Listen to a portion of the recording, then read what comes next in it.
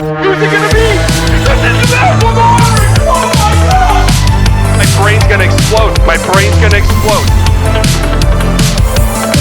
There's something sinister afoot, absolutely.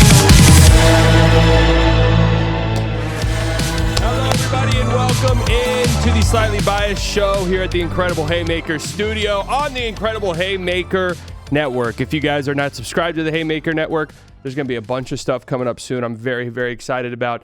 Subscribe, link down in the description. Go hit that subscribe button right now. I'll give you 5 seconds. Okay. You better have done it. There's tons of stuff to watch already. A Dirk interview. I mean, who doesn't want to hear from Dirk? Nick Van Exel, the One Star Podcast. You want to hear some Cowboys talk. Also on audio platforms, Spotify, Apple, Zumba. What was that thing called back in the day? Zumba? LimeWire? I think my podcast is on LimeWire. Slightly Biased Show. Look it up. We've got a fun show today. Of course, we're going to spend 35 minutes talking about Jonathan Kuminga. I think this is his 12th trade demand in the last 5 months. So we're going to spend some time talking about that.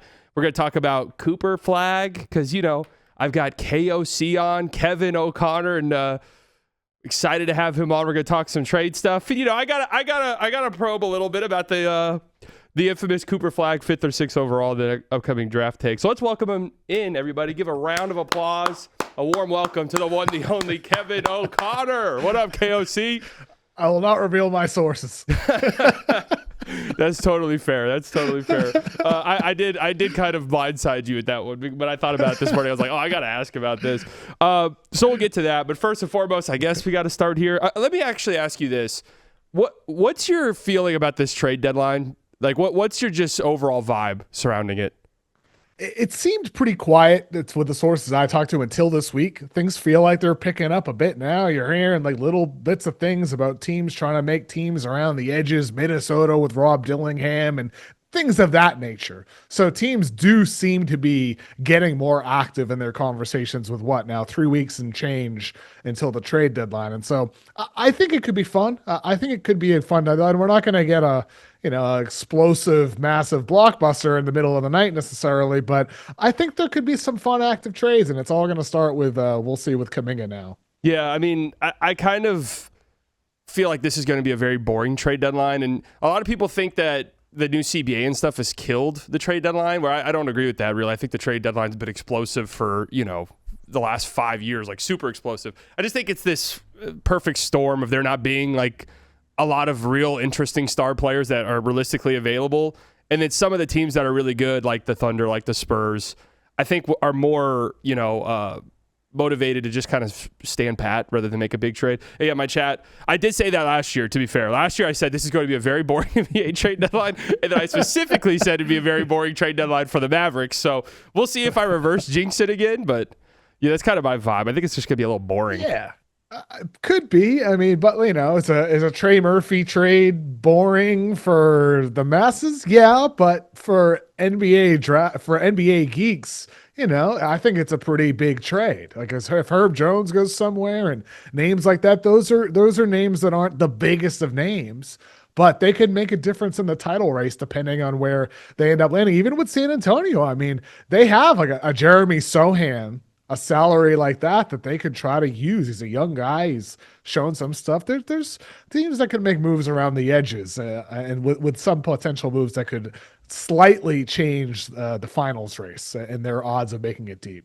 I'm actually excited to hear some of your trade ideas here in a bit. But this Kuminga stuff, I mean, is there anything here that we haven't spoken about ad nauseum for the last 5 months? I mean, this situation is just hilarious. It's nauseating. It's, as an NBA fan, I got the Shams notification. I was like, all right, here we go. This has got to be something. And then it's another Jonathan Kuminga update. And I just don't understand how many different times can one guy demand a trade? Haven't we already had this discussion like 5 separate times? I mean, what is he going to do next, right? I don't know. Walk into the room and start making threats. I just don't know how many times he needs to request a trade at this point. I guess this is the official one. This is the only one that actually mattered, considering he's actually now trade eligible. But what is there to talk about that hasn't already been talked about with Kuminga? I don't know. I mean, I think this story is just strange. It's ugly. I mean, this is a guy who, what was it, a couple weeks back in a game against the Atlanta Hawks, he had an opportunity to play, and then he comes down with some injury before the game, and he's a DNP, and his agent Aaron Turner is posting links to highlights.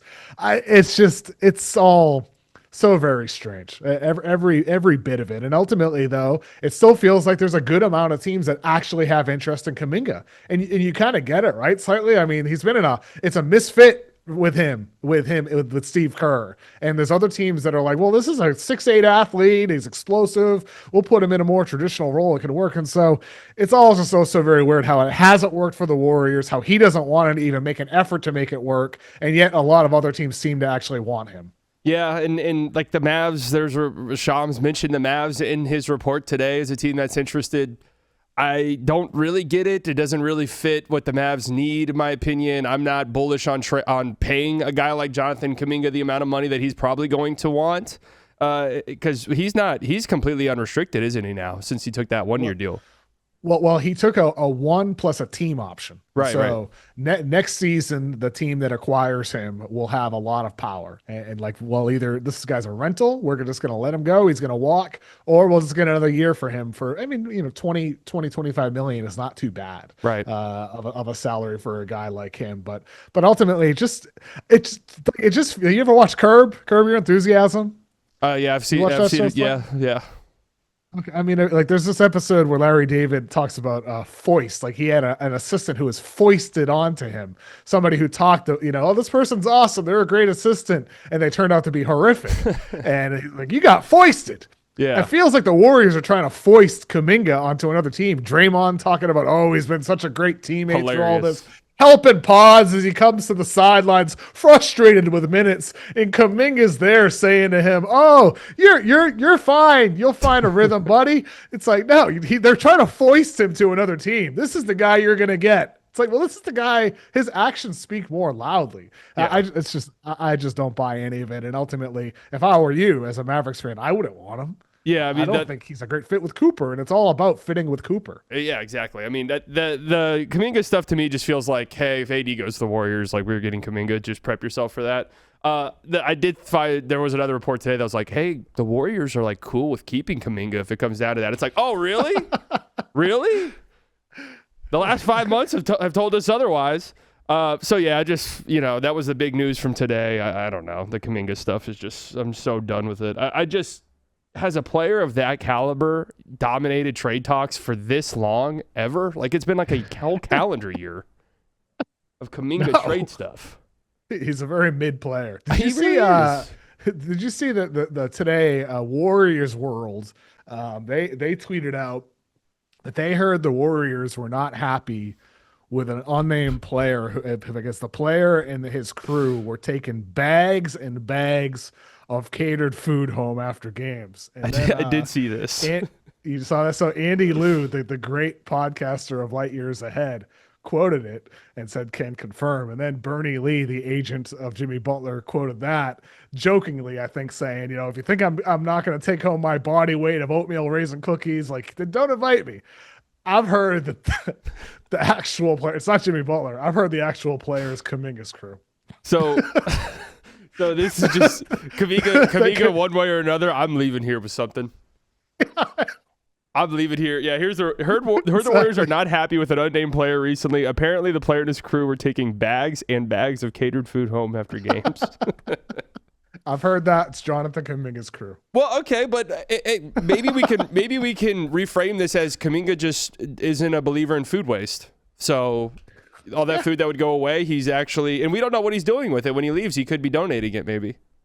He could be. I mean, Draymond Green has talked about how such a great teammate he is and good guy. If I was Kuminga's agent, I would turn around and be like, you guys don't know what we're doing. That we could be taking it to a food bank. But you never say you are taking it. You could say we could be taking it to a food bank.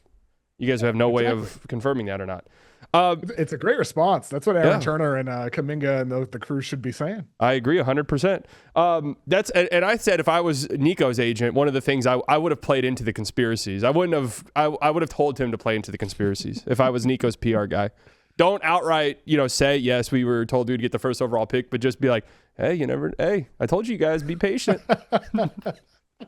Didn't he kind of do that with his quote? You know, He did it's all kind of part with of the plan vision. or whatever, right? Yeah, he did. He With did the a little vision, bit. yeah. But I would have played into it a little bit more. So I gotta probe a little bit about the infamous report that you had earlier in the year that said some execs believe that Cooper Flagg, and I'm kind of paraphrasing, so please feel free to jump in and say the real quote, but that Cooper Flagg could be the 5th or 6th pick in this upcoming draft. It is a loaded draft. I mean, to be fair, DeBonza was incredible last night, and I don't watch college basketball at all, but I watched some of that game. He's unbelievable. Can you kind of expand on this, because this is something that whenever I said you were coming on a couple nights ago, my community wanted to learn more about. I mean, understandably so. I mean, look, I think the article in context was pretty clear. It was an article about why the Mavericks should tank.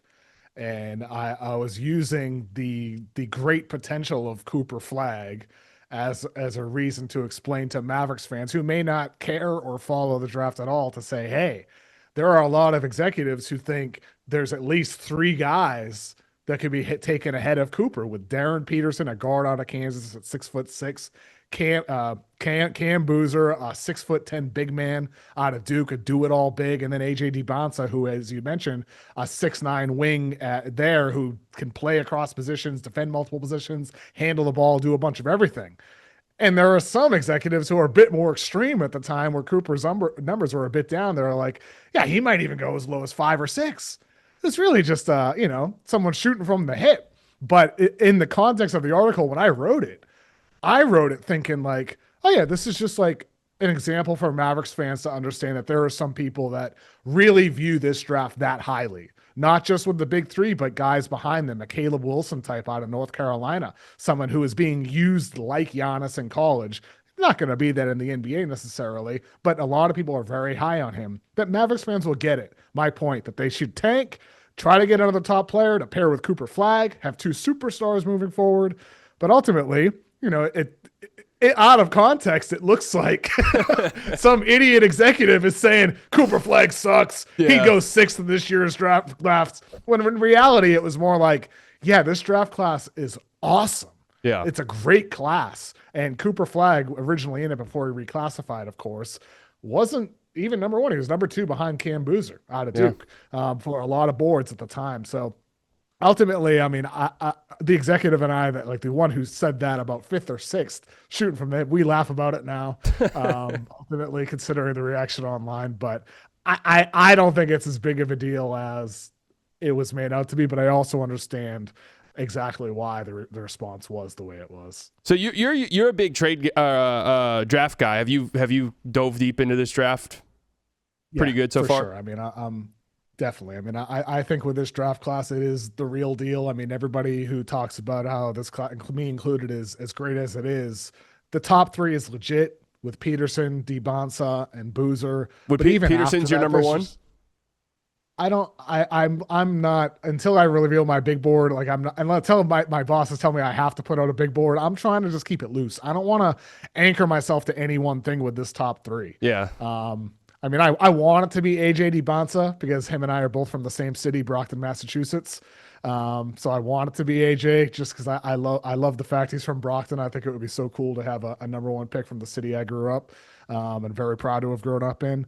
But at the same time, I'm not going to anchor myself to that. I'm just keeping an open mind. But Peterson or DeBonsa is probably where I currently lean for number 1. It's just we haven't seen a lot of Peterson. But I just think with this class, like even beyond those guys, like slightly, like even if Dallas ends up with number 5 or number 4 or number 8 or whatever, there's still a lot of solid talent to be found in the middle of the lottery. And it's not just the top 3. This is one of those potentially special draft classes, and that's ahead of 2027 where it looks a bit more shallow. Right. And obviously things can change, but 2026, like this is the year for a potential franchise changer. Yeah, I was thinking about this yesterday because it looks like the 2025 draft class is going to be one that we talk about for a very long time as a very, very special draft.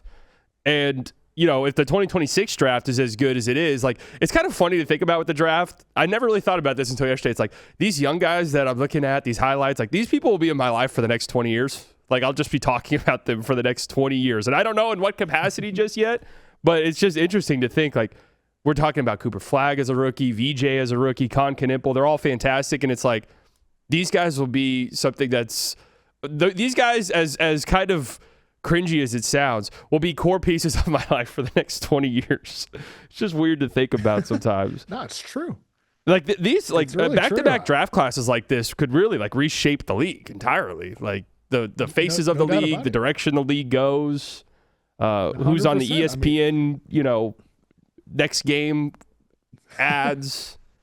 I mean, It's just that's what I love about the draft, man. Like I love the draft because I love seeing players change. I love seeing them improve and what they were and what they become. When everybody knows their name and they become a worldwide star and all that, I just think it's cool to see that progress, like the ups and downs along the way, and seeing that from the college or sometimes high school level with these guys. And also, I like to kind of like get a feel for what's coming in the NBA.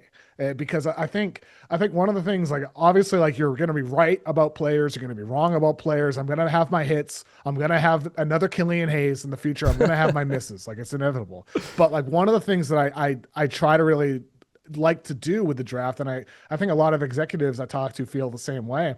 It's like understanding what's coming in the league and how it's going to change the shape of the league, right? Like, so I think in like the 2016, 2017 range, I think maybe my first year with the Ringer at the time, I wrote an article about like the NBA big man boom is happening. And it was a bunch of like the young bigs in the NBA and some of the guys in college and some of the guys in high school about how like, hey, we're not going down the Draymond Green path here. It's not going to be a bunch of PJ Tuckers and Draymonds. Actually, there's a lot of good bigs coming up that could change the complexion of the league. And that's exactly what's happened. Like we're at the point almost 10 years since that, where it's a bunch of teams using two big lineups. Now you got teams like looking at a guy in the draft out of Michigan, like Ade Mara, this 7-foot center. It's like, well, could he be our Zach Edey? Something like that. Like teams are looking for bigs now, looking for size, trying to have front court flexibility with two bigs, just two bigs that happen to be able to space the floor or handle the ball now. It's not like it was in the 90s and the 2000s. So I think stuff like that, I like knowing how the league is going to change and evolve, and following the draft as a piece of that. Like, right, like this year, there's a lot of guards. Yeah. Like there's like a lot of good guards, but not a lot of teams need guards. Like we're seeing that with Trae Young and John Morant. So like, how is that going to change things if there's 5 6'3" guys taken in the lottery? right. Does that mean things get smaller in backcourts again? So those are things I like to think about and talk to people around the league about. The small guard thing is such an interesting one for me because it's clear that these guys have been phased out the league unless they have some incredible superpower. Mm-hmm. And like you said, I know there's a lot of these guys in the draft. Who's the one very polarizing? Is Acuff the one who's very, very polarizing?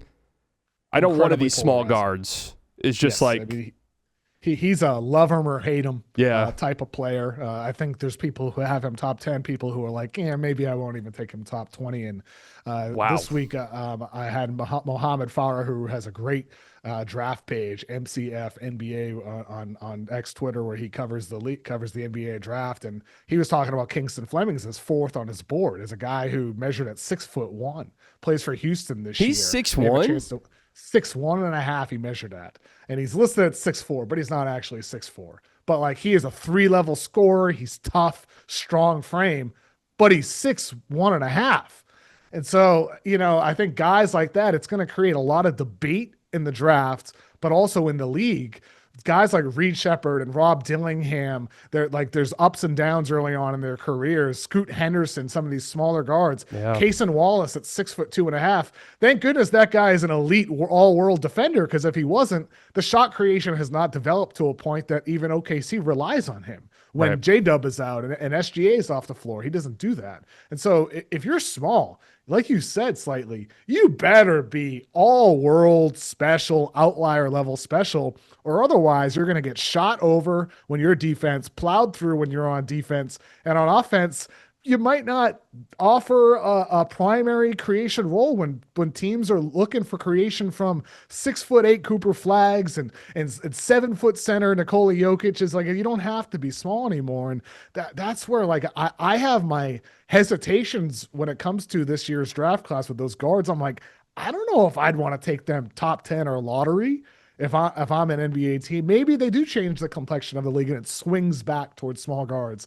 But I don't know if I'm like head over heels in love with any of those guys to believe that they're going to suddenly change what the league has become, which is size across position, skills across all different shapes and sizes. Yeah. I mean, that's interesting. Kingston Flemings, I would not have guessed was 6'1". Maybe this is a stupid ass eyeball test thing, but sometimes I'll look at a player when I'm watching and be like, he looks way bigger on the court, even if his measurements are 6'1". I know it's something stupid to say, but Coop's what, 6'7"? Is that what Coop's listed height is? Something like that. He just looks bigger than that. When he's like, it's just the way that he uses his length at times, I think, makes him look bigger on the court than what he's listed as, and that's just a dumbass eyeball test thing. Speaking of Coop, early returns for you? Excellent. I mean, I think the fact the shooting's been better since his birthday. I mean, he's been one of the best isolation defenders in the NBA. I don't have the stat in front of me, but I read it on my pod a couple of weeks back where it's like, he's in the top 5 and ISO defense up there with the guys like the Rudy Gobert types, these the elite of the elite defenders, and Flag is already there as a rookie. And that's very rare. You look at the list, that's not a lot of first and second year guys. Saar is there though, as for Wizards fans. Quietly been very good. But been very good individually. So I think with Cooper, the defense is already there, on ball, off ball. He continues to be a smart, well beyond his years type of defender. And offensively, the creation aspect, I mean, I think Kidd played him in a silly role, too much on his plate early on in the season, but ultimately he's one of the creators on your team, and he looks really good with 80 off the floor.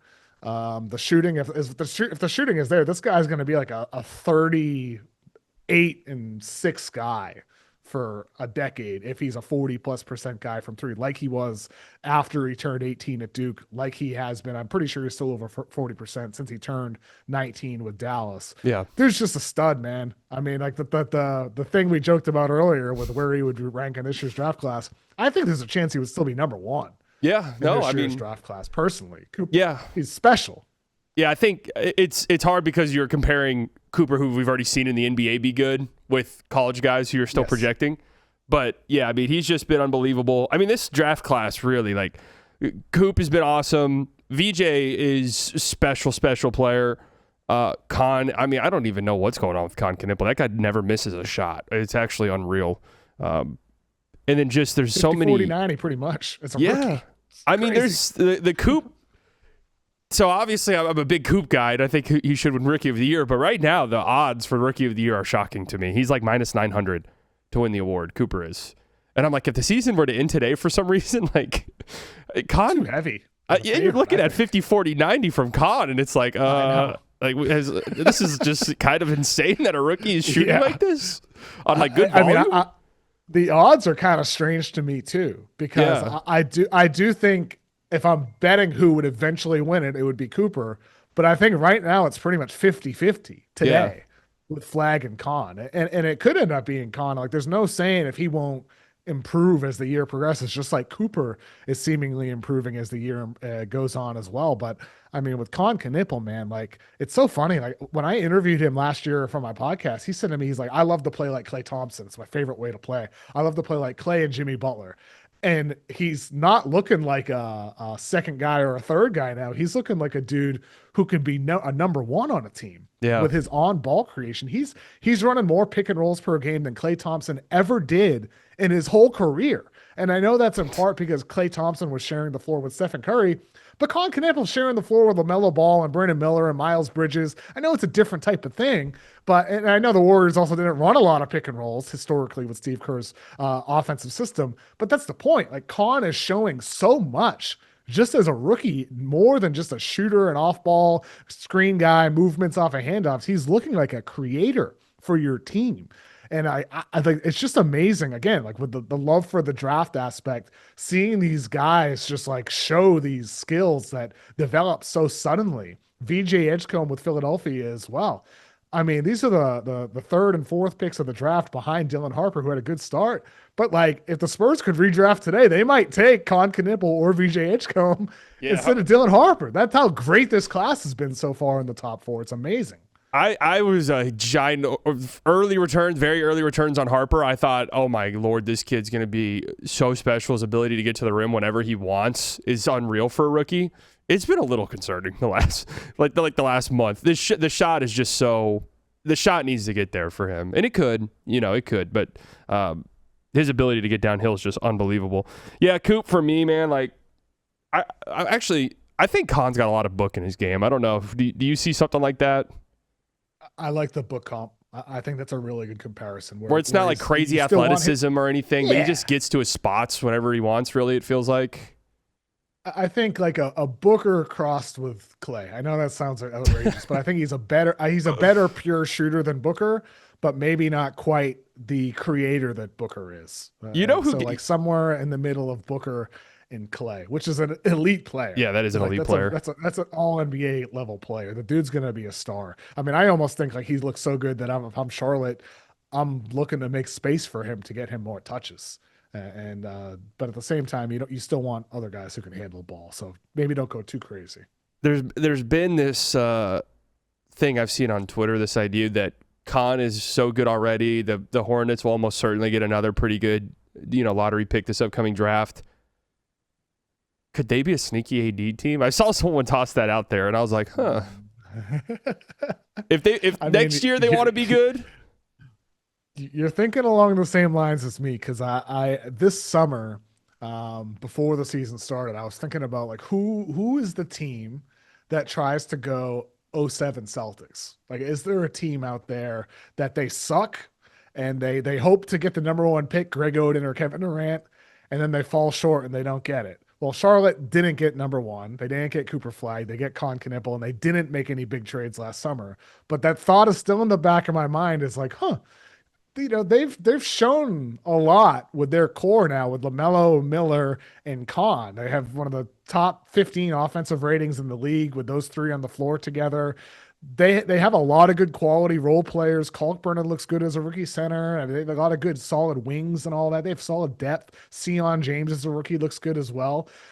They're just missing that superstar. And AD is not that guy, but he could be one of the two you go get. He could be your Ray Allen, and then who's the Kevin Garnett you go and get? Just to think about the Celtics when, Con Knippel bringing in the stars, styles. Right?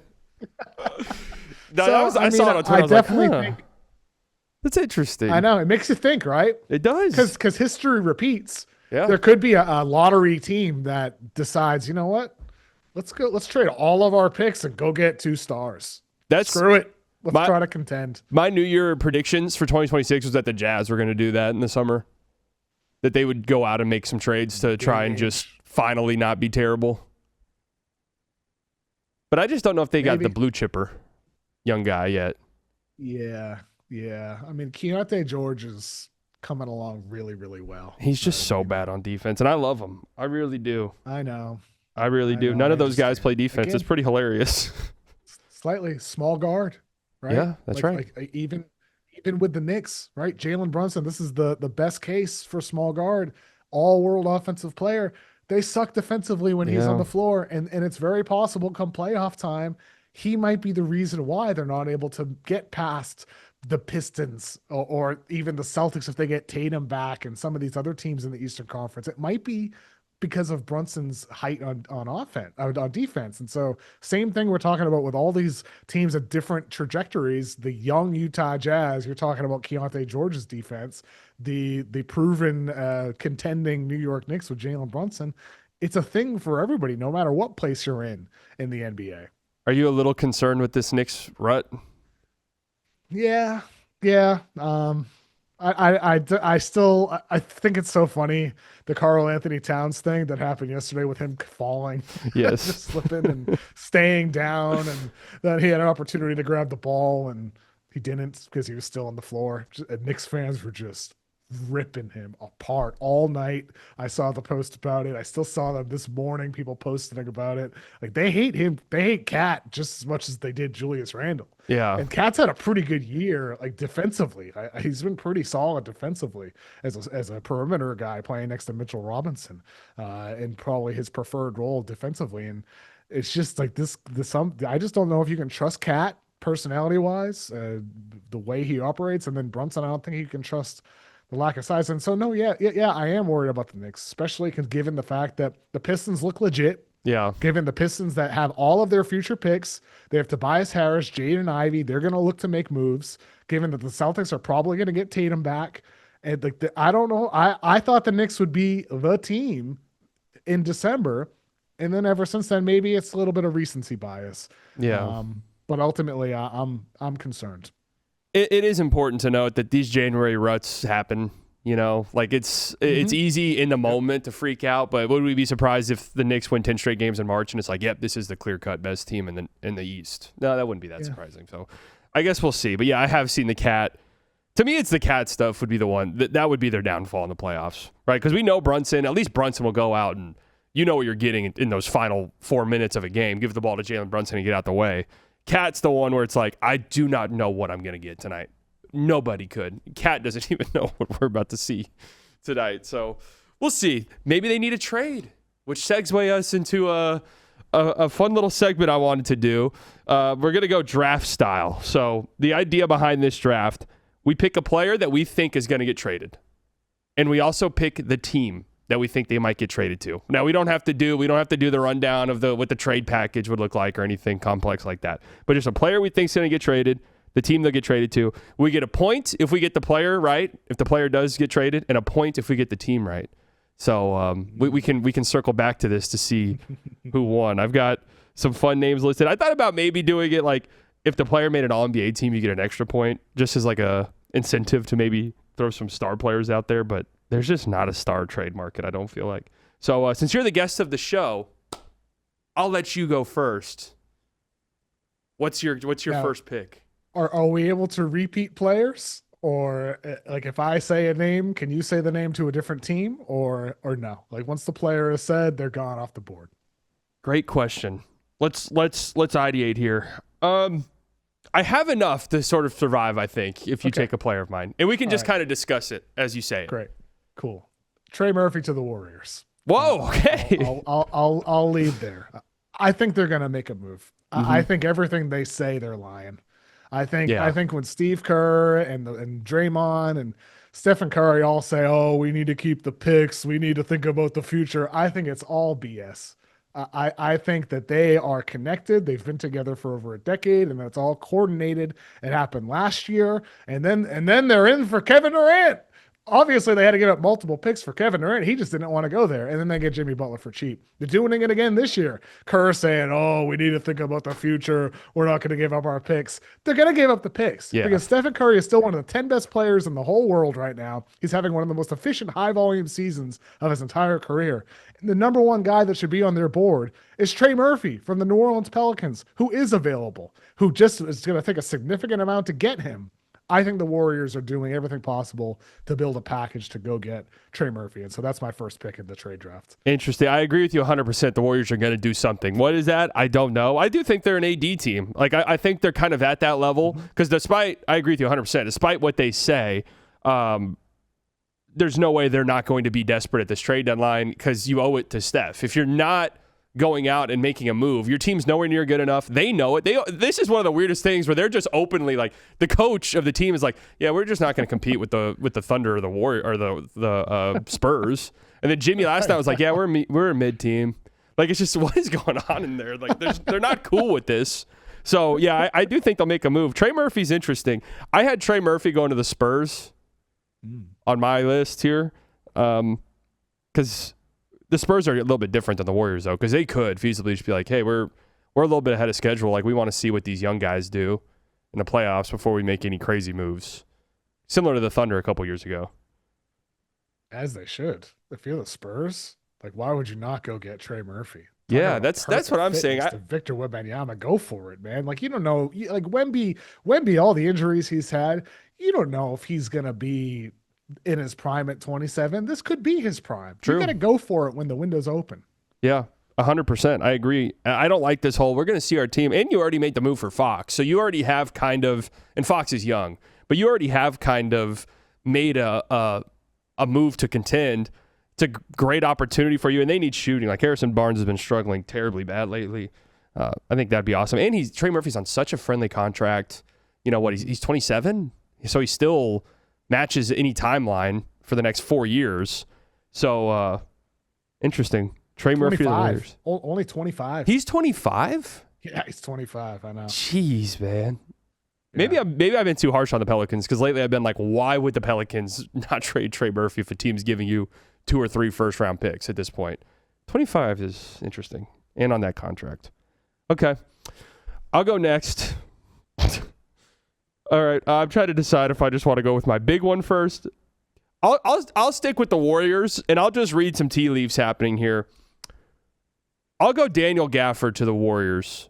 It's not as flashy as Trey Murphy. It obviously wouldn't cost as much as Trey Murphy, but I do think they need a big. I think they need a big with some athleticism, and Gaff kind of checks the boxes, and there is like a Kuminga Gafford trade package that makes some sense if that's something the Mavericks actually want. Again, not super sexy, and I really don't know if we're going to get a super sexy trade at any point, but I do think the Warriors do something, and this isn't enough. Like Trey Murphy obviously is a move that makes them much better. Gafford's a move that maybe marginally improves them, but I don't know. I think Gaff's getting traded in the next few weeks, and it's just where is the question. That's a good one. I had on my list Gafford to the Celtics, just because I thought think about they're that. going to look for a big. Yeah. So, I mean, whether it's Golden State or Boston or one of those big needy teams. Indy. Daniel Gafford, yeah, Indy. I mean, Indy's interesting. They seem like they're in on a lot of bigs. Yeah. They're thinking about next year, I suppose. Right, yeah, 100%. And I mean, I thought about Indy as I've done all of the AD tours. So I was like, Indy maybe? Because they don't care if he can't play. And then it's just next to impossible to make that trade work financially. And I don't think AD sort of fits what they have. Gafford, Indy, it's been talked about for a really long time. So it does make me perk up a little bit. He just doesn't strike me as their type of big, though. You know, like he struggles against teams that space the floor. He can't space the floor. And that's been their kind of the big that they've been looking for. Did you see the report today about Okongwu with Indy? Yeah, I think Okongwu would be really fascinating. That would be great. I mean, if I'm Atlanta, I want to keep Okongwu. Right. I was wondering the only thing I think is if AD goes to Atlanta and now they're thinking Okongwu's expendable. That could make some sense there.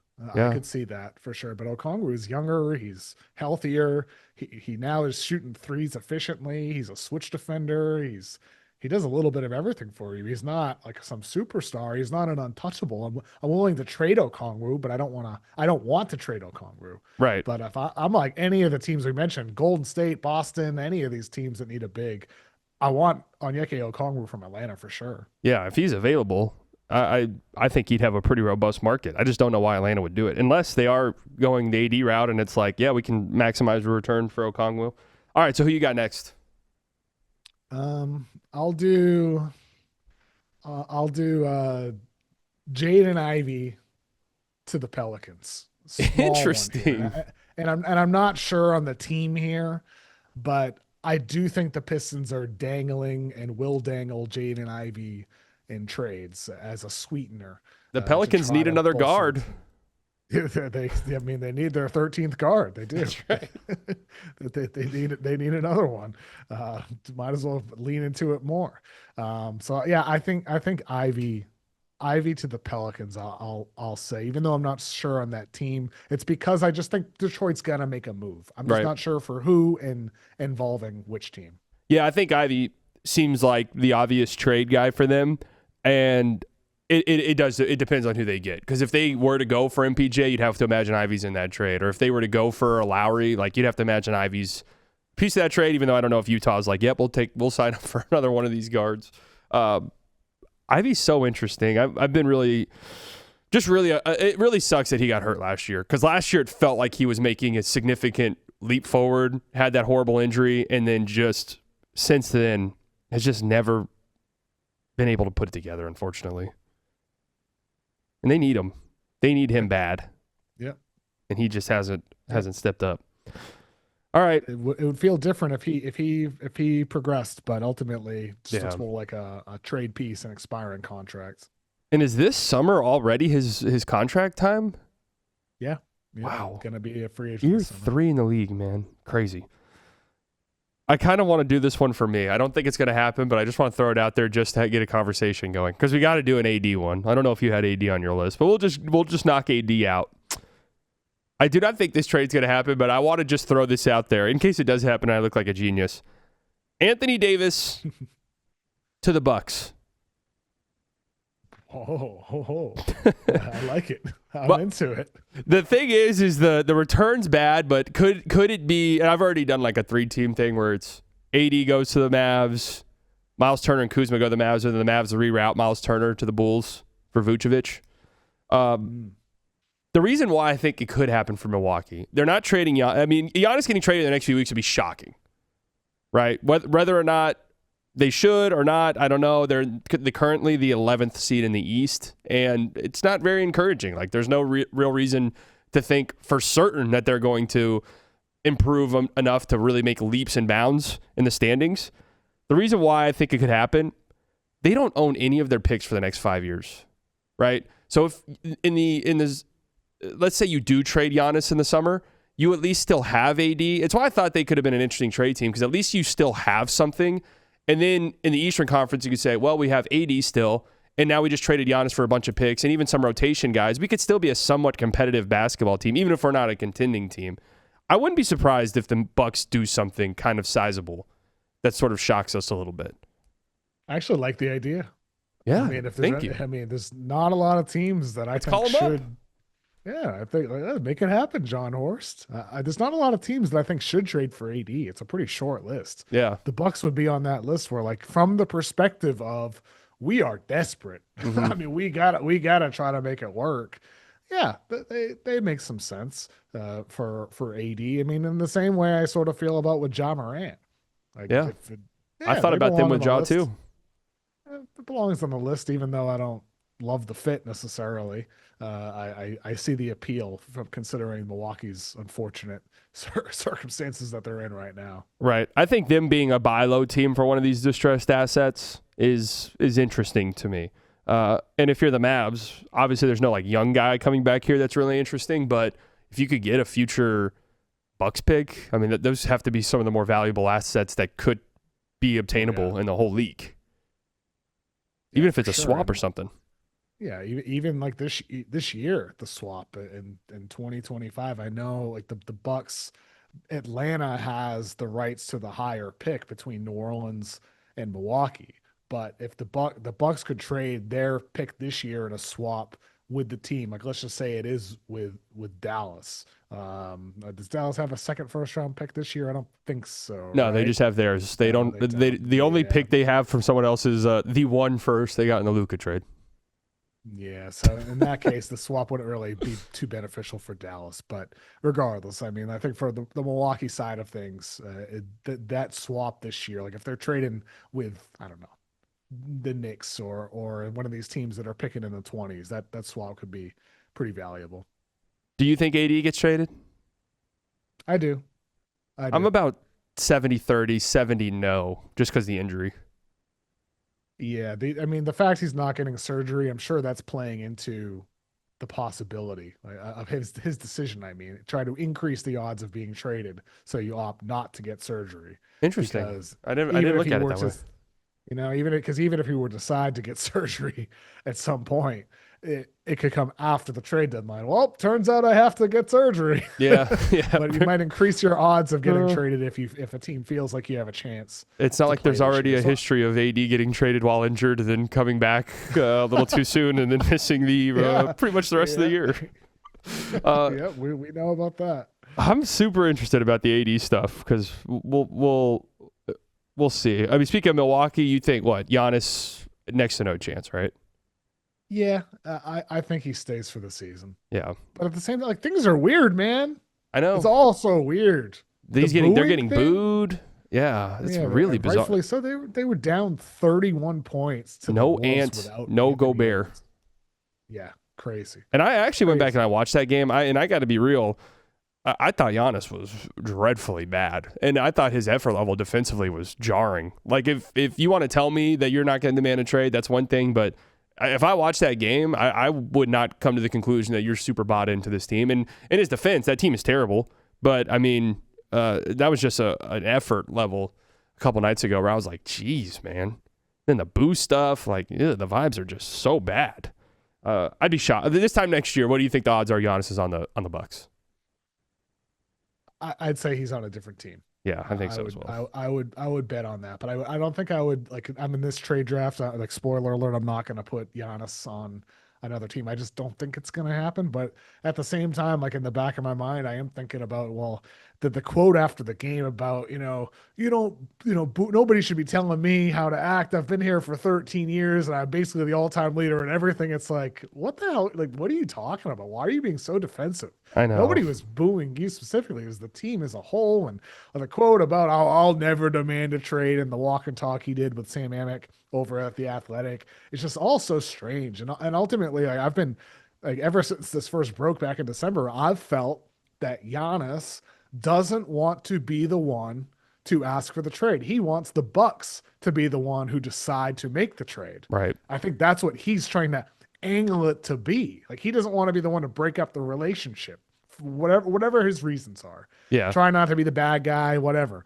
But I think that's what it is. And there's a lot of people around the league who believe that's exactly what it is. Yeah. And so the Bucks could always say, you know what? Screw it. We will trade him.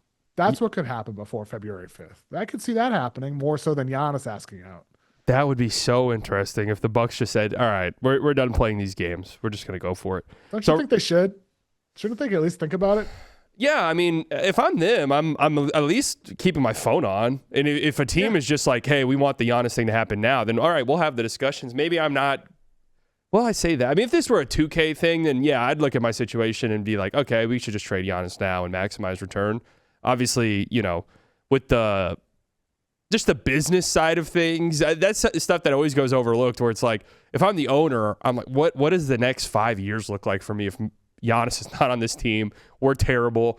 I don't have picks. I don't have anybody on the team currently to even sell my fans on, which is why I thought the AD and the Ja Morant trade stuff was interesting, because it's like, at least I could have those guys in the event I do trade Giannis. Yeah.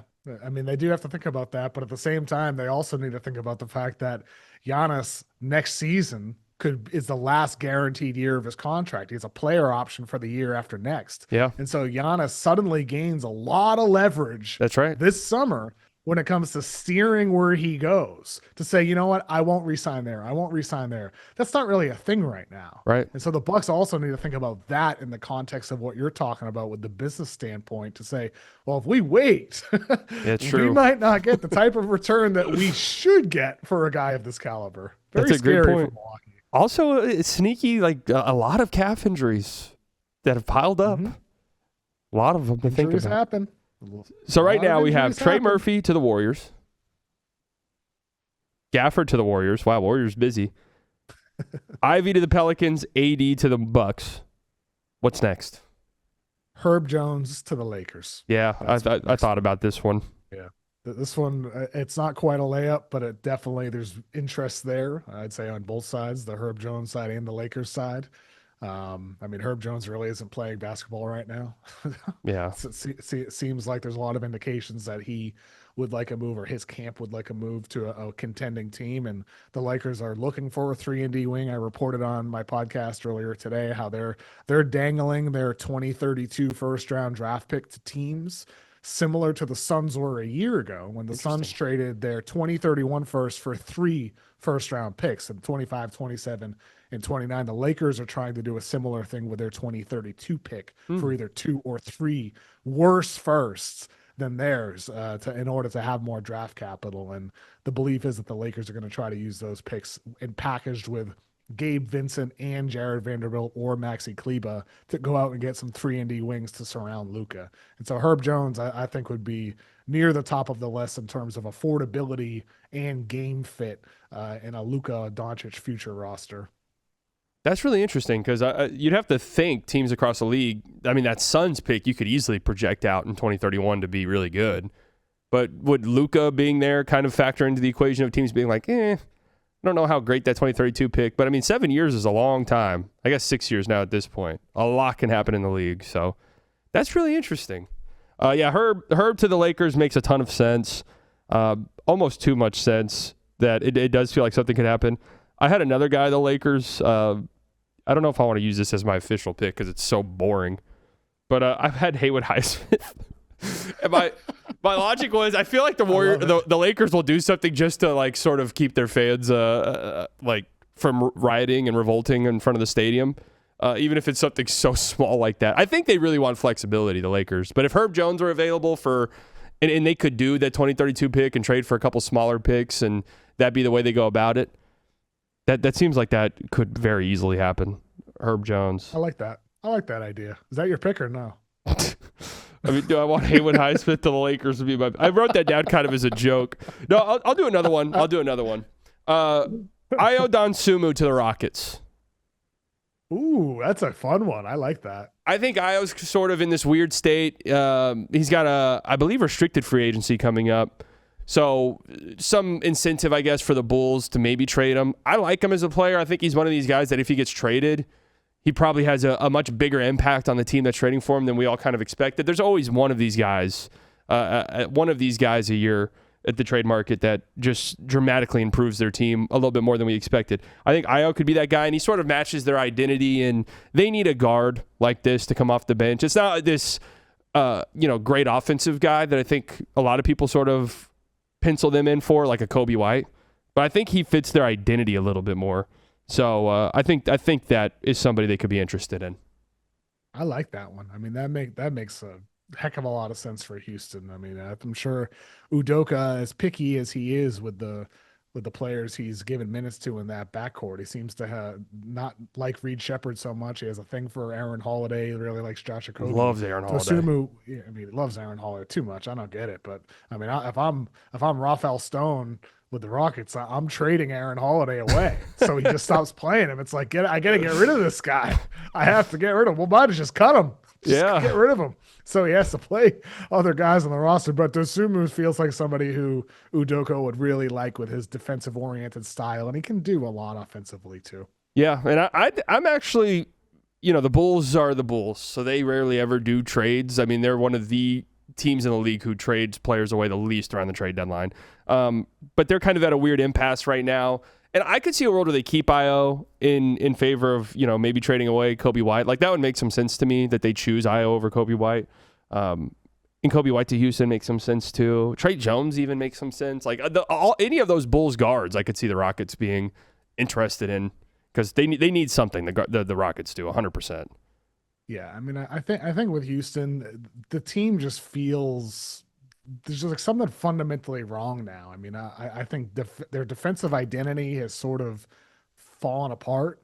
I think with Şengün, he has not been quite what you would have hoped for, especially in man-to-man defense on switches. He's getting roasted, both statistically and with the eye tests. That's been apparent. Statistically, he's been one of the worst ISO defenders in the whole league when he's pulled out on the perimeter. And part of that, I think, is the KD leadership aspect as it was in Phoenix and Brooklyn. And part of that, I think, maybe Udoka's voice isn't being heard the same way. And then offensively, they've gone away from like Point Şengün earlier in the year. And they've gone away from Reed Shepherd, which was looking good. It just feels like Udoka's throwing darts out there. Like, he doesn't have a great feel for this roster. And it felt like early in the year, he did have a good feel for the roster. Yeah. Early in the year, they had so many layers to their offense, and it's just all gone away. And so I'm not quite sure a trade's going to solve whatever the issues are, but it also just might be, as you said earlier, slightly like this is just this weird December, January lull, and then they figure it out when it comes, come March, April. Yeah, I'm not like overly concerned. Şengün was out a few weeks, and then I think they had a 5-game stretch where it was one of the worst 3-point shooting stretches in the history of the league over a 5-game stretch. Those are problems that could come back to haunt them big time in a playoff series, but they're similar to the Pistons to me, even when they were winning games, and their advanced stats are fantastic. All the advanced numbers tell you that this is a contending team, but when you watch them play, there's just something missing that doesn't keep them in the same tier as the Thunder or the Nuggets or even the Spurs at this point. And I just feel like they just need another guard. If Fred VanVleet was there, it'd be a much different situation for them. That's one of the most consequential injuries before a season we've seen in quite some time. Okay, so we have Trey Murphy to the Spurs. God, that would be so awesome. Oh, no, sorry. Trey Murphy to the Warriors. Gaff to the Warriors. AD to the Bucks. Jade Ivey to the Pelicans. Herb Jones to the Lakers. Io to the Rockets. What's going to happen next? It's pretty good ones. I like those ones. This would be an exciting deadline. Yeah, I like those ones. My next one, I think, is kind of the flip side to the one that you just mentioned with Io to the Rockets. Maybe Io doesn't go there. Maybe he goes somewhere else. And I'm going to say Jeremy Sohan to the Bulls. Oh, why not add another iffy shooting 6'8", 6'9" guy? You get Josh Giddey. You drafted Modest Buzelis. You drafted Noah Asenge. Why not throw another one on the pile and hope that his shooting development occurs in the same way that it has for Josh Giddey becoming a really reliable guy?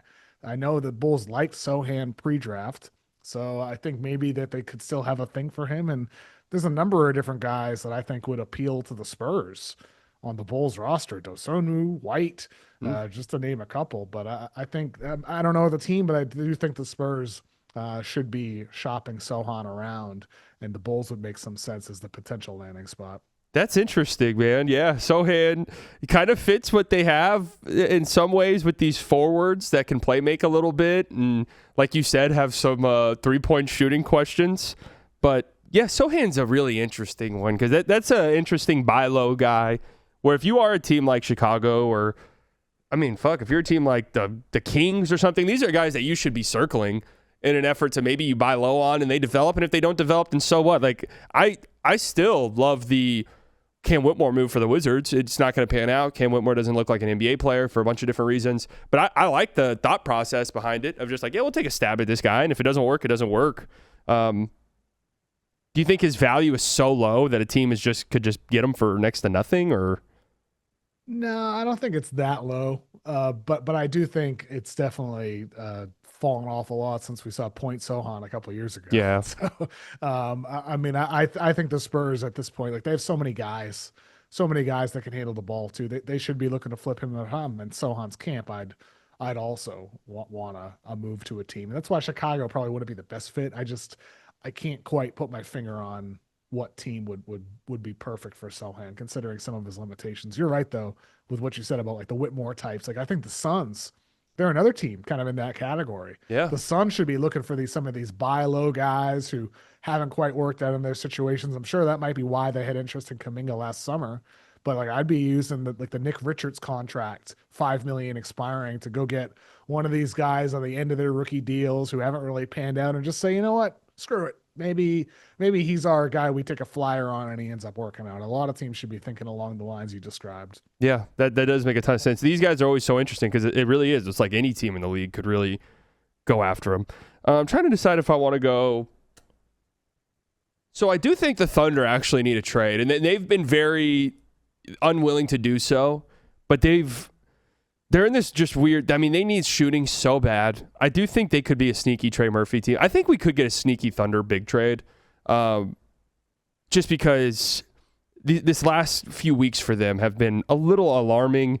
And the three-point shooting almost cost them a championship last year. And I think you're really, really risking it if you're going to say, yeah, we can survive 2 straight playoff runs with bad three-point shooting. I thought about maybe a Trey Murphy trade for them. Just seems a little too rich. What about Sadiq Bey to the Thunder? Oh, get like a big forward. This kind of something they need. That's an interesting one. I mean, I haven't thought about Sadiq Bey just being hidden in New Orleans. Like nobody talks about. Been Sadiq pretty good Bey, considering the Trey Murphy. Hey, solid. I feel like I'd want a more reliable knockdown guy if I'm OKC, but you know, it's worth a flyer. He's cheap. Yeah, cheap. Why not add him to the depth chart, perhaps? I wish. In my community gives me a lot of shit because I appreciate the Thunder. I wouldn't say I'm a Thunder fan. I'm a Thunder appreciator. I respect what they do. I've been a Shai Gilgeous-Alexander believer for a very long time, so I just take my victory laps, and my community mistakes that as me being a fan of the team. When in reality, I'm just gassing myself up for my Shai Gilgeous-Alexander takes I've had for so long. But I do think they deserve. I think they need to make a trade. Like, I really do. They got the assets, and they're in this weird predicament now with Lou Dort, where if you just watch them play, it is so clear that Lou Dort has lost a step defensively, on top of the guy is so unreliable offensively, and teams are honing in on that. And that lost them a playoff series against the Mavs, when the Mavs were like, yeah, whatever, Lou Dort can shoot threes. We don't trust his percentages. I even remember at the time there was a stat where it was like Lou Dort's catch and shoot 3-point percentage was fantastic, but the moment you closed out or the moment you force him to dribble, they cratered. And I think this could be a year where they try and maximize maybe some of the goodwill Lou Dort has across the league to flip him and then assets for like a real legitimate upgrade. It'd be an interesting idea for OKC, because they look fine without him. They just beat the Spurs with Aaron Wiggins starting without Lou Dort, and everything worked out great defensively for them. They had Caruso defending De'Aaron Fox. He did an awesome job. They played Kenrich Williams more minutes. He defended Victor Wembanyama a ton of the time. J-Dub did a good job defending Wemby as well. They doubled Wemby more often than they did in the first 3 games. So I think OKC, if you're looking at their assets to flip, Lou Dort makes $17-18 million. You could trade him for a guy that makes less, or trade him for a guy with a little bit more to make more money, like a Trey Murphy type, if you wanted to splurge and give up some of those assets. And like, I'd go that route if I'm the Thunder. I'd go that route, the Trey Murphy, let's cash in some of these picks and really bolster our odds, more so than just a Sadiq Bey type who may not even play. Yeah, true. He just might not play in a shortened playoff rotation, like come in the conference finals, NBA finals. So if I'm the Thunder, like, I agree with you. I don't think they need to make a trade to go back to back, but I think they should make a trade to increase their chances of going back to back. Why be complacent? Yeah, Trey Murphy would also fit personality wise in OKC. I just don't think you should be complacent when you have an opportunity to do something so special. And I even push back. Like, I see Thunder fans who are like, why would we risk trading for Trey Murphy? It's like, dude, he's 25, which was a shock to me. I could have sworn he was 27. Yeah. 25 years old, making what, like $30 million a year for the next 4 years? I mean, you're getting like an unreal contract, and a player who I do think is a teeny tiny bit overrated by like some of the big time nerd communities in the NBA sphere, but a very good player. I mean, a top 80 player at the very worst, at like space the floor from 30 plus feet. Like, I'm just imagining Trey Murphy on that Thunder team, and it is disgusting to even think about. So we've gone 4 rounds deep. Let's go one more round, and then we'll call it a day. None of us have chosen Kuminga yet, so I think I'll go with Kuminga now, and I'm gonna be boring, and I'm gonna say Kuminga to the Kings. Yeah, that it feels like that this is what it's always been. It's always been destined to be, and that this is what we'll end up getting in some iteration. Kuminga to the Kings, and they put the ball in his hands, and they don't win many games. Yeah, and by the way, that could be in a multi-team trade scenario. Like, it's not necessarily like multi-team. They're getting Malik Monk or something, the Warriors. So yeah, it does feel like that's where we're destined to end up. Which, I can't say I hate too much for the Kings, because they're one of these teams that we talked about where it's like, yeah, if you can get some of these guys and take a stab at them and maybe it works out for you. The only thing is he's already making $22 million, and you're going to kind of have to commit to paying him $20+ million, which I'd just be out of I just wouldn't want in that business. But, it's the Kings. So they've been flirting with him for his whole career, it feels like. Well, why not? Maybe Sacramento should go get Ja and Kuminga. Just that would be. It's interesting. The Kings are the funny team. Go get AD too. Go get there you go. What can we get for Zach LaVine for AD? Straight up. No, it's funny that the Kings are always brought up in these. And I was like, they've made some stupid trades for sure. Like, they traded away Halliburton, traded away Fox. But have they now I'm thinking about it. They made the LaVine move, the DeRozan move, the Sabonis move. Yeah, I mean, why not go get Ja? Do you think Ja's going to get traded? Yeah, I do. I tried to have him, but he's really difficult to figure out a team for. Yeah, things are pointing towards Miami just because, as Kelly Iko reported on Yahoo that his camp wants Miami. Everyone wants to go to Miami, though. everybody wants to go to Miami, but is interest mutual? And how many times have we seen this story with, Heat connected to this star point guard, Russell Westbrook, Damian Lillard, and they don't land that star point guard. And it ends up being Whether for the it's better. because they often for the better. Exactly, slightly. And so that's probably going to be the case with John Morant as well. I don't think Miami should be desperate for John Morant. I think that it's going to be some truly desperate team that says we need a star, we need a guy with upside. Yeah. So I don't think it's going to be Miami. That's why I didn't choose them. But I do think Ja will get traded. So it's going to be a free point if you do want Ja. It's similar to the Milwaukee point I made earlier, where like they make some sense, but fit wise they don't make much sense. Ja and Giannis to me, they don't make too much sense at all. Not at all. It's really difficult to figure out a Ja Morant landing spot. So I didn't have him on my list. I'll just throw this out here just for the topic of conversation. I'll go MPJ to Detroit, even though I don't think it's as great of a fit as a lot of people do. I do think it's a great fit, but I think Detroit needs like a ball handler more, which is why I thought when the Clippers were struggling, I was like, dude, if the Pistons could land Kawhi Leonard somehow, some way, that would be such an incredible get. But I'll just go MPJ because I do ultimately think he gets traded. I think it makes sense for Brooklyn because like he's a guy who has probably played more than people think, but it does have this sort of injury concern. So if you can maximize this incredible season he's having now, you should probably do it. And I think Detroit is a team that could use a MPJ pretty badly. So I'll just go there. I agree with you that it's not like a 10 out of 10 fit because of it would be nice to have a secondary creator. But at the same time, I do think with MPJ, his creation comes through movement. Yeah, with true. Like the off-ball screens and the handoff actions you can use him in where you give him the ball and then he, dribbles 2 or 3 times into a shot or he kicks the ball out. So I think he adds a new element to the team that they should be trying to upgrade from. I'm definitely trying to trade the Tobias Harris expiring Ivy. I'd be willing to give up Ron Holland. Again, like the window is open for a contending team to go to the NBA Finals. And once you're in the finals, you never know what can happen. And for Detroit, I think they should be going for it, go all in. They have all of their future picks. Go for it. And some young players that can have appeal to another team as well. So I'd go for MPJ. Him or Trey Murphy would be at the top of my list for the Pistons, as they are for a lot of teams. But either one of those guys, I would give like A+. Like, I have much respect. You guys are going for it, and as you should if you're Detroit. I agree with you. I mean, this is kind of why I think the AD trade market, you won't be getting a ton of picks, but like there could be more interested teams than you would think because, like you said, the East does feel so wide open. And like you said, all it takes is just making the finals and a little bit of luck because nobody would pick any of these Eastern Conference teams against the Thunder or the Nuggets even. Maybe not even the Spurs if one of those 3 teams made it out the West. But if one of those teams makes it, and I mean, knock on wood, you never would wish this, but somebody gets hurt in game 1, now all of a sudden it's like, oh my God, we just won the NBA Finals. Like the Pistons are the 1 seed.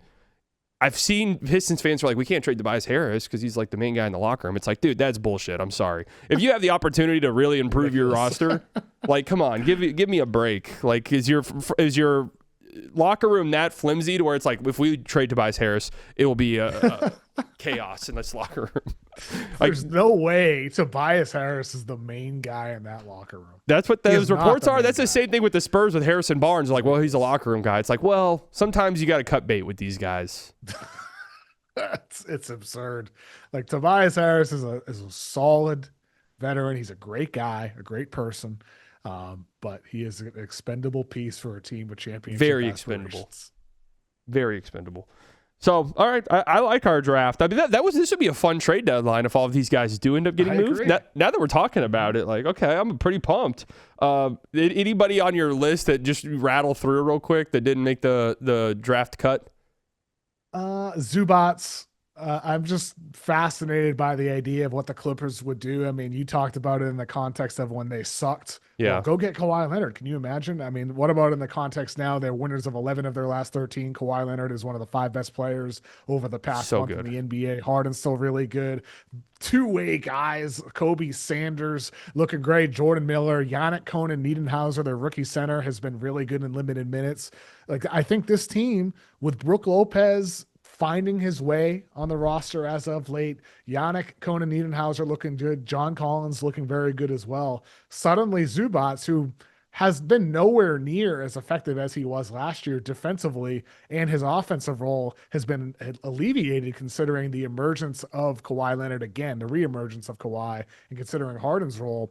Zubats suddenly at $17-18 million is a pretty tradable piece. Yeah. And so I'm fascinated to see what the Clippers do with their 2 future tradable picks and Zubats as a tradable guy. I think the Clippers should try to make an addition here using that Zubats piece, as valuable as he is. Trade him to a team that needs a big, like the a la Boston was the one I had on my list. Zubats to Boston and Simons to a third team, and then Clippers get something that makes sense for them. And maybe it is Simons, but for something that makes sense for the Clippers, and just, go for it. Make this one of those magical years where it starts off so horribly and the allegations and all that, and just try to go through all the adversity and go try to win it all. I think that's what the Clippers should try to do. Yeah, it's funny you said the allegations, because I remember at the time people were like, people will not forget this. And it's like, no, people have pretty much all forgotten it. Nobody cares really anymore. Like, nobody really cares anymore. Because it was at the time, it was like, they cannot sweep this under the rug. And now everyone's like, yeah, whatever. News just moves so fast in the NBA, man. Oh, man. Yeah, No, it's interesting. You mentioned you think that they should trade Zubats in an effort to improve now, instead of like, hey, let's recoup some future assets and stuff for Zub. Yeah, maybe that too. But you got Kawhi Leonard, you got James Harden, and especially given the way Kawhi's playing now, he's been unbelievable. Offensively, 50, 40, 90 type, and then defensively, they have him playing off ball in a playmaker role. He's flying around. Like it's probably not going to last. No. He's probably going to get hurt again, because like he always does. But maybe he doesn't. Maybe this is the year, like it was in Toronto, where he's he soldiers on and he's got a little limp as the playoffs go on, but he plays, and he plays effectively, and he gives you a shot anytime he's playing at this level. You get a shot. And so I think the Clippers should be going for it now, as is the case with basically every team we're talking about. I mean, Detroit, Golden State, Boston. I think these teams should be going for it, be aggressive, try to make a big move. San Antonio, make a move. The window's open. It's really hard to go back to back. Nobody's done it for 7 years, and there's no guarantee Oklahoma City is going to be the team to break that streak. And we saw them go to Game 7 against a Nuggets roster that's worse than the Nuggets roster this year. They went to 7 games against a Pacers team that nobody thought had a chance. So they're not unbeatable. They're not. And so teams should be going for it right now and try to win a championship. The window's open. Yeah, I mean, now that we're talking about this, I do feel like there is this mix of older, desperate teams along with these young teams that feel like they're maybe one piece away, to where maybe we do get kind of an explosive trade dedeadline.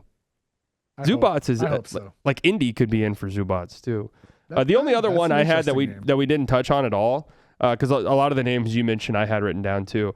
I have Clay, and it could be a bunch of different places.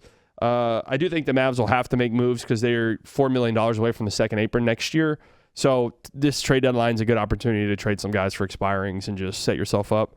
I had Clay going to the Clippers because there's a Clay just for Bogey straight up trade where Bogey's got a team option next year and you just basically get out of the Clay money. I don't know what Clay's value is because he's been quietly pretty good for the Mavs for like a month now. That's a fun idea. Yeah, I like that idea. Just some shooting. So obviously, it makes sense for Dallas, and for Clay. Clay has been solid. So I think for the Clippers, that could make some sense. And I want Clay on a good team. There's no point in him being here. I like him a lot. He's said and done all the right things with the Mavs, but it's just at this stage of his career, you're just holding him hostage at this point. I 100% agree. 100%. I mean, Dallas should be blowing it up around Cooper. Just build the optimal franchise around Cooper Flag, and having old Klay Thompson is not part of that equation. Yeah, I mean, I do think there's arguments where the end of the year could be really ugly, and Coop's playing in these lineups that are just dreadful, and it's really difficult. But, hey, sometimes that makes diamonds, and maybe that's just a developmental thing for him. Yeah, and also, the guys you get back, let's just say it was the Bogdanovich deal you mentioned. It's not like he's a horrible ill-fitting player. True. He's kind of in the image of what you might want as a two guard in the future as a rotation guy next to Cooper Flag. So I think it can still make sense in the context of player development and trading away veterans. Like what happened with OKC? They sucked. Like some of these teams that win the finals, they used to suck. And I always think that's overrated a lot of the times. That you can still develop through losses. It's about the team mindset, the organizational goals, and ultimately for Dallas and for Jason Kidd, whatever his role is going to look like moving forward. It's all about Cooper Flag, the GM. Yes, it's all about Cooper Flag. Period. End of story. It's all about Cooper. Agreed. Hopefully 100%. About another co-star too, if they get lucky in the draft. Yeah, Cooper and blank. Cooper. Yeah, I think Cooper's a perfect guy to have to build your identity around because, like we mentioned earlier, he kind of does it all. He's got an incredible motor. He tries so hard defensively and sometimes too much where he's like overhelping, and that's kind of been a problem for him that you see a lot with rookies like this where in college they're used to being able to, I can help off my guy here, and then you realize, these are NBA players who are the best in the world at what they do. So, yeah, I think it sucks for the Mavs. They're one of the most boring watches in the league from a team perspective outside of Cooper Flag. They're just dreadfully bad to watch. But these are the fun times with the young players where there's not a lot of expectations. We get to watch Cooper Flag just grow. So I'm excited about that, though. Well, hopefully you guys get lucky again on lottery night. I mean, hey, us Mavs fans are the only ones who want it. Everyone else wants us to suffer because of our luck getting Cooper Flag. But hey, even the 6th pick, I'll take it. 7th pick, I'll take that. We can. I'm rooting for Cooper, and I'm rooting for Mavs fans. I mean, like growing up in Boston, like I went to Celtics games growing up, and like fans in the Northeast are the best. Like Celtics fans, Knicks fans, Sixers fans. It's some of the best crowds. But going to Dallas. When I went to my first couple Dallas Mavericks games, the fans are amazing in Dallas. I'm not just saying this to you, but it's like I like when I go to arenas and I feel genuine love and passion around the team. Like I didn't feel that when I went to Houston. I went to Houston the first time on a night where Harden had like 48 points and 18 assists and 16 rebounds. It was this historic game at the time. It was amazing to watch, and it was a great competitive game too. Yeah, and the crowd felt dead, like they weren't really there for the game. They were there just to be there. When I went to Mavericks games, the fans remind me of growing up going to Celtics games. And so like I root for Mavericks fans. I know Mavs fans like you. I know Mavs fans like my friend Jason Gallagher for a decade now. And I know the passion. Ex-Mavs fan. Sharks, RIP, ex-Mavs fan, of course, of Gallagher. I'm sure there's a lot of fans in your chat who are like, F that guy. But I love Dallas. And so I root for you guys to turn this thing around and win back some of those fans who understandably so felt betrayed and hurt and feel like they're never going to root for the team again. I just hope it turns into a good story and becomes a team that starts winning championships before Luka. I think that'd be really hilarious. That would be really funny. And I'll be honest, I would never shut the fuck up about it. I'd be so annoying about it. Every day I'd be like, the vision. We didn't know at the time, though. Well, on that's a great note to end on, man. There's reason for hope, Mavs fans. There's reason for hope. KOC, where can we find you in case the people don't already know? At Kevin O'Connor, basically anywhere on social media, whatever app you use. Also here on YouTube, we get the at Yahoo NBA, launched my podcast on there. And if you like, shorts, vertical videos, at Kevin O'Connor NBA here on YouTube, I post a bunch of videos as well. And you've had me on a couple times, so if you want to go listen to me ramble some more, I'm in the backlogs there of the show on YouTube. Love having you on. Yeah, anytime. Have you on again at some point soon. I'm always down. NBA with you slightly. Thanks for coming on. It was a blast. I'm really excited to look back on this draft to see if we got any of these right. It's so hard predicting trades. You'd think it wouldn't be, but every year I do a trade deadline prediction, and I'm just happy if I get this guy got traded to this team correct. Things change so fast. And there's always at least one or two teams that are wild cards. For sure. Definitely. There's always teams that come out of nowhere. And I think we had a couple wild card teams. You had OKC's kind of a wild card, and the Bulls, these teams, some of them never make trades. So we had some wild card teams on there, and we'll see what happens. I'm sure a lot's going to change in the next couple of weeks. Oh yeah, I mean, stuff might change in the next hour. You never know with the NBA and the trade deadline. Well, thank you so much for coming on, man. It was a blast. Would love to have you on in the coming months to revisit this. Thank you all for tuning in. If you're not subscribed to the channel already, make sure you do so. Make sure you subscribe to Haymaker Network. Link down in the description. We'll be back on Tuesday, I believe. Trade season's ramping up, so we're going to have a lot to talk about. I'll be live on my channel tonight for the fucking Mavs Jazz game. Woohoo. We might, who knows? Who knows what we talk about there. But anyways, thank you all for coming out. I love you all. You guys enjoy the rest of your Thursday.